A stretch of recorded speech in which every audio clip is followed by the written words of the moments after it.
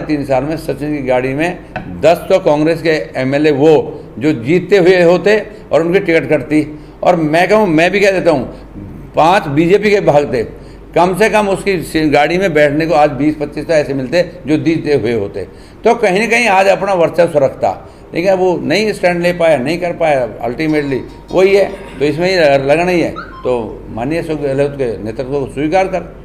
तो लगता है कि दोनों का जो समझौता है, जो नहीं चल पाएगा। मैं समझता हूँ आज समझौता किस चीज़ का, समझौता सिर्फ बातें हैं।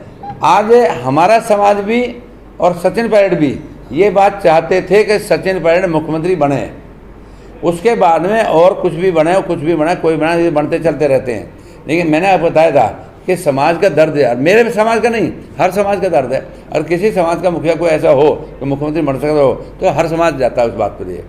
हमारे समाज में इस बात के लिए लगा था कि सचिन पायलट की वो नहीं थी, लेकिन इस बात का कुछ भी है हमारे समाज का मुख्यमंत्री बन जाए, तो ये दर्द था, लेकिन नहीं कर पाए, नहीं हो पाए। दर्द रह गया, रह गया। मैं आपके माध्यम से आप और भी कहलवाना चाहते हैं, अगर उसी टाइम जिस हिसाब से वोट दी थी, अगर सचिन जी थोड़ी सोच भी रखते और सारे उनमें आज जिस हिसाब से आज ये निवाई से जीता है, निवाई जीता उसे आंख दिखा रहा है। और नहीं तो जिस दिन अगर वहीं से निवाई के 10 आदमी की ड्यूटी लगा देता, आज अपने आगे चलो, आज बोड़ी है, बोड़ी बरनवास में 10 आदमी ड्यूटी लगाते, जीते उठा लेते। सचिन जी को कुछ कहने की जरूरत नहीं, मुख्यमंत्री बनता है दिन के 12 बजे। लेकिन वो बड़ी बात है, जीत के पार गए, वोट को लेके, और फिर सचिन ने आंख दिखा दे। तो आपका सचिन पायलट के अगर दम पे चुनाव लड़ा जाता है तो सीएम बन सकते हैं? मैं समझता हूँ सचिन पायलट के दम पे ना मुख्यमंत्री, आज भी कल भी कह रहा था, कह रहा है कोई कंडीशन नहीं होगी। तो मैंने पहले भी कहा था, आज मैं फिर कह रहा हूँ, अशोक गहलोत के सामने किसी की हिम्मत नहीं है। अशोक गहलोत के सामने कोई कंडीशन नहीं लग सकती। बीजेपी तो मजबूत है, उनके सामने तो लड़ेगी। ऐसा है, बीजेपी इस बार दाना, अब मैं आगे कहूँगा, पिछली बार अशोक गहलोत जी जब बने थे तब 99 आए थे। अब जब सचिन पायलट जी दोनों इकट्ठे हुए तब 100 ही पूरे हुए थे, 101 भी नहीं हो पाए थे। तो मैं समझता हूँ जिस साहब का वेव और जिस साहब का काम आज देश के प्रधानमंत्री का है, भारतीय जनता पार्टी का है, मैं आपको बताऊँ कि कम से कम 2/3 बहुमत से भारतीय जनता पार्टी जीतेगी। चाहे दोनों इकट्ठे सो जाओ, चाहे दोनों इकट्ठे गाड़ी में घूमने लगो, कोई फर्क नहीं पड़ता।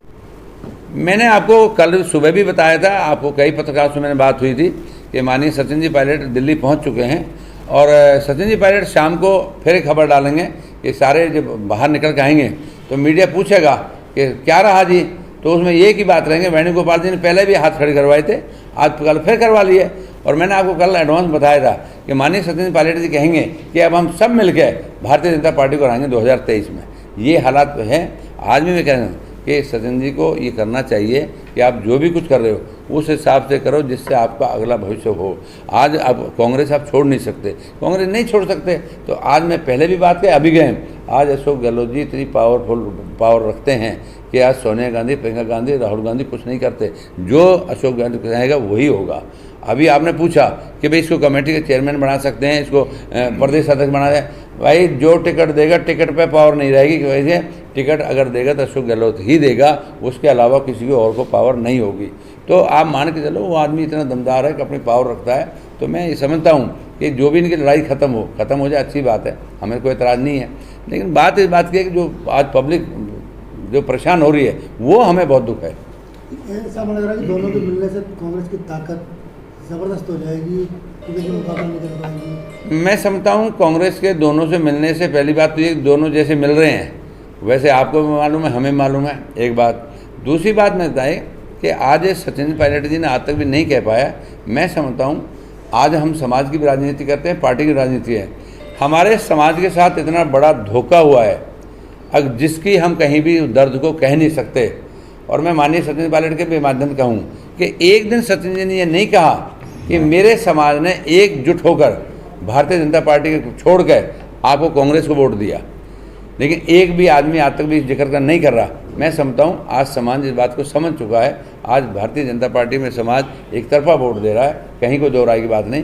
तो ये सबसे बड़ी बात है, जो धोखा हो गया, अब गलती है आदमी कर बैठता है। रास्ते बचे हैं सचिन पायलट, है नहीं, रास्ते क्या बचे हैं? रास्ते देखिए ऐसा है, रास्ते आज से 4 साल पहले मैंने एक वीडियो डाला था, मैंने तब भी कहा था कि सचिन जी अगर आज आप छोड़ कर बाहर आ जाओ तो आज 3.5 साल हैं, 3.5 साल में सचिन की गाड़ी में 10 तो कांग्रेस के एमएलए वो जो जीतते हुए होते और उनकी टिकट कटती, और मैं कहूँ, मैं भी कह देता हूँ 5 बीजेपी के भागते। कम से कम उसकी गाड़ी में बैठने को आज 20-25 तो ऐसे मिलते जो जीते हुए होते। तो कहीं ना कहीं आज अपना वर्चस्व रखता, लेकिन वो नहीं स्टैंड ले पाया, नहीं कर पाया, अल्टीमेटली वही है। तो इसमें ही लगना ही है। तो माननीय अशोक गहलोत के नेतृत्व को स्वीकार कर